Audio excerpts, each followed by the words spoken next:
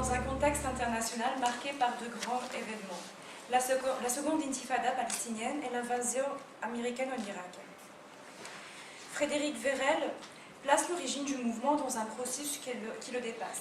D'abord, en 2001, avec la deuxième intifada, un comité populaire égyptien de solidarité avec le soulèvement palestinien, le PCSP, est fondé par un groupe qui réunit à la fois des activistes de gauche et des islamistes. Il publie des articles de presse, organise des conférences et ils se rassemblent à Place Tahrir. Ils sont indignés des attaques israéliennes. Pendant le rassemblement, ils appellent le gouvernement égyptien à rompre ses relations diplomatiques avec l'agresseur. Au printemps 2002, plusieurs quartiers de la capitale, mais aussi quelques gouvernorats, seront embrasés par les mobilisations collectives en solidarité avec les Palestiniens. Ensuite, le 20 mars 2003, c'est le mouvement contre l'invasion américaine en Irak. C'est un mouvement qui est marqué par son ampleur, puisque les manifestants vont occuper la place Tahrir pendant 2 jours. Depuis 1972, c'est un mouvement inédit. Donc de 2001 jusqu'à 2004, la capitale égyptienne est rythmée par des manifestations des rues et des rassemblements. Le deuxième moment clé de la montée de Kifaya a pour cause le contexte de la politique nationale. À partir de 2000, Gamal Moubarak devient la vedette de la scène politique et conquiert le cœur du Parti national-démocrate, qui était le parti au gouvernement au temps de Moubarak. Il s'impose comme l'homme du changement avec une réforme économique qui vise la libération du marché égyptien et la privatisation des secteurs publics. Tout laisse à croire que Moubarak prépare son fils pour une république héréditaire. C'est donc autour de ces 3 points, la politique américaine dans le Moyen-Orient, les agressions de l'occupant israélien et les verrouillages du système politique égyptien, que les activistes de l'EPC-SP et du 20 mars vont se réunir pour discuter de l'avenir du pays et des réformes devant être établies. Le manifeste du mouvement pour le changement n'est que le fruit de ces discussions. Gauchistes et islamistes refusent la politique américaine dans la région et condamnent l'occupation israélienne. Et ils sont également inquiets de l'avenir du pays avec la succession de Gamal Moubarak. Les 300 signataires du manifeste sont les membres du mouvement du 20 mars et de l'Organisation des Frères musulmans, du Parti communiste, des socialistes révolutionnaires, mais aussi des associations de la société civile. Le manifeste sera rendu public le 9 septembre 2004 avec son mot d'ordre Kifaya, donc ça suffit. Les 2 slogans qui sont juste en bas du manifeste sont un non au renouvellement du mandat de Moubarak et le non à la succession héréditaire de son fils.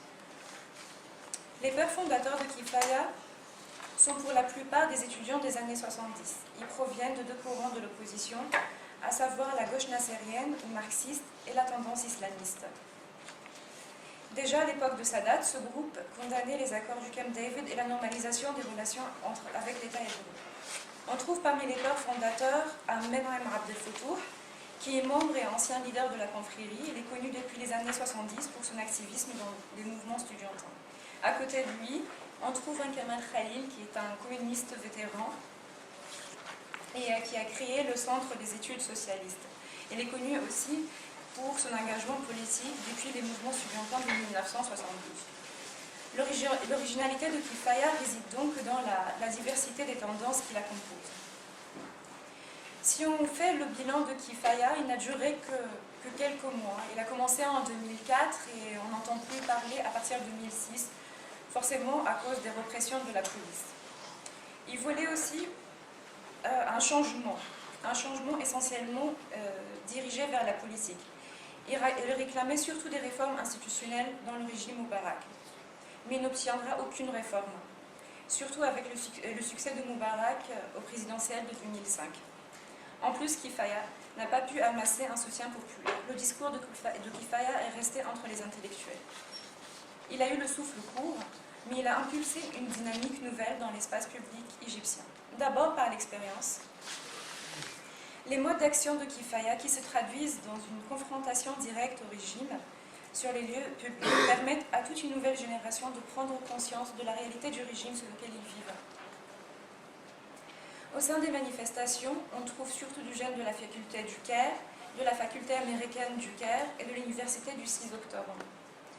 Pour la plupart d'entre eux, il s'agit de la première fois qu'ils descendent manifester dans la rue. Ils vont expérimenter l'espace public et la rue. Donc inconsciemment, Kifaya a servi à la nouvelle génération de prendre conscience des rapports de force qui se jouent dans la politique égyptienne. Il réalise que la police égyptienne ne sert pas à la sécurité des citoyens, mais sert à la protection du régime de Moubarak. Avec cette prise de conscience, on va voir s'accroître sur les réseaux internet un nouveau phénomène, les blogs. Les journaux officiels qui sont payés par l'État ne couvraient pas cette nouvelle ère de contestation. La presse écrite officielle traitait comme d'habitude du jeu politique traditionnel entre Moubarak et les partis d'opposition. Aussi la lutte infinie entre un régime stable et la menace des frères musulmans. Ce moyen vient comme une méthode alternative à l'information. Les nouveaux blogs montrent qu'il n'existe pas que des opposants islamistes dans ce pays et qu'au contraire, il y a aussi une toute nouvelle dynamique civile qui a des revendications de changement. Les plus connus de ces blogs sont celui de Ala Abdel Fattah et Wael Abbas. Ils exposent sur leur site des vidéos qui dénoncent la violence de la police nationale. L'échec politique de Kifaya a probablement fait glisser les mouvements politiques vers des mouvements sociaux. Kifaya a été le sujet de critiques de la jeune génération qui vient de faire sa rentrée en politique. Les fondateurs de Kifaya sont tous des intellectuels qui ne parlent qu'entre eux. D'ailleurs, les 7 points de leurs revendications, bien qu'ils parlent et qu'ils traitent de citoyenneté, ne s'adressent pas aux citoyens, ils ne s'adressent pas aux Égyptiens, ils s'adressent au pouvoir, sinon à l'Amérique. Leur rupture est double, elle est certes envers l'État, mais elle est aussi envers le peuple. Leur discours n'a pas été effectif à créer une base de soutien populaire. Le débat au sein de Kifaya se résume à l'éternelle question « Pourquoi le peuple ne nous suit pas ?» Mais jamais ils ont essayé de poser cette question au sens inverse et se rapprocher du peuple. À ce propos, Galal Amin, un économiste égyptien, nous dit que les intellectuels de l'Égypte d'aujourd'hui aiment l'Égypte mais n'aiment pas les Égyptiens. Seulement, il en reste que Kifaya a quand même réussi à casser le mur de la peur et il a permis de donner le souffle à une nouvelle dynamique de protestation.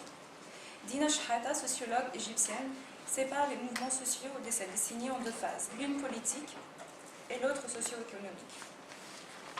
En effet, à partir de 2006, les mobilisations collectives ont dépassé le cadre politique pour toucher les revendications bien plus socio-économiques.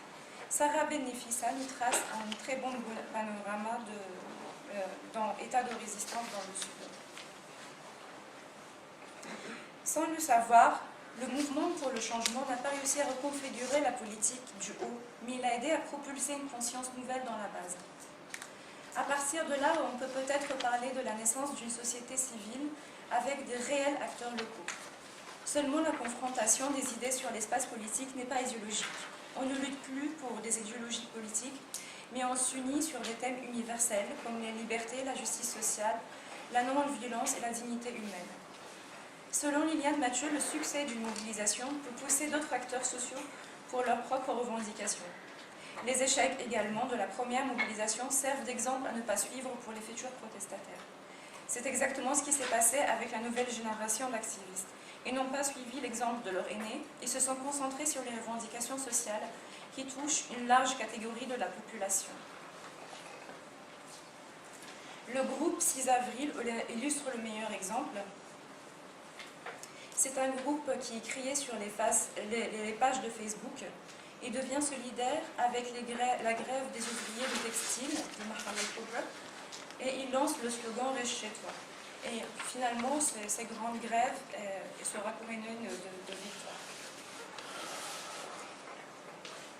En 2010, un autre groupe est créé sur les pages Facebook. Il s'agit du groupe « Nous sommes tous Khaled Saïd ». C'est un jeune alexandrin qui a été arrêté par la police, frappé et torturé jusqu'à la mort, alors qu'il descendait et qui détenait des vidéos dénonçant des transactions de trafic de drogue entre les policiers. Wael Ghonim deviendra l'un des figures de la révolution. Il crée donc le groupe Nous sommes tous Khaled Saïd. Il lance un appel de mobilisation collective au long de toutes les corniches du pays. Enfin, les attaques atroces de l'église des Saints en Alexandrie en janvier 2011. Ensuite, l'assassinat de Ahmad Bilal, un jeune salafiste, par les policiers lors de son interrogation sur l'affaire de l'église, nourrissent l'indignation de la nouvelle génération. L'accumulation de tous ces événements et les revendications ne font qu'attiser la colère égyptienne. Les prochaines mobilisations collectives ne concerneront plus les demandes politiques et socio-économiques. Elles vont réunir aussi les réclamations de droits les plus fondamentaux. On voit la rentrée de toute la classe politique sur l'espace public, ainsi que toute la catégorie sociale, dans une lutte sur l'espace public. Le mouvement du 6 avril, le groupe Kollena Khaled Saïd, nous sommes tous Khaled Saïd, les jeunes socialistes révolutionnaires, les jeunes frères musulmans et j'en passe, lance un appel pour le 25 janvier, le jour qui coïncide avec la célébration policière. Ces jeunes se mobilisent contre la répression policière. Leur slogan, c'est le pain, liberté, changement, dignité humaine et justice sociale. Très vite, cette mobilisation va tourner à la révolution. Pour conclure, nous pouvons observer qu'il existe un certain rapport entre le mouvement Kifaya et la révolution du 25. D'abord, la ressemblance de l'organisation.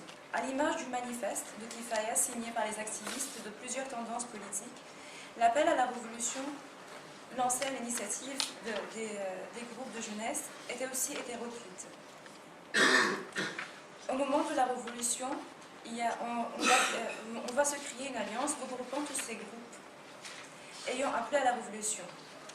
Nous trouverons parmi eux un Amr Saleh, qui est un jeune libéral qui travaille pour le journal Tahrir, un Khaled Talima, un jeune socialiste révolutionnaire, candidat aux législatives, et aussi un autre candidat aux législatives qui s'appelle Islam Lutfi, mais qui est cette fois un jeune islamiste. Cela nous renvoie à la composition hétéroclite du mouvement Kifaya. Il y a aussi un acquis de savoir-faire. Georges Ishaq, l'un des fondateurs du mouvement, confie à l'Ahram Hebdo que le jeune était plus fouté que les militants de Kifaya. Les manifestants en 2004 étaient très vite encerclés par les forces de la sécurité, en effectif dépassant largement leur nombre.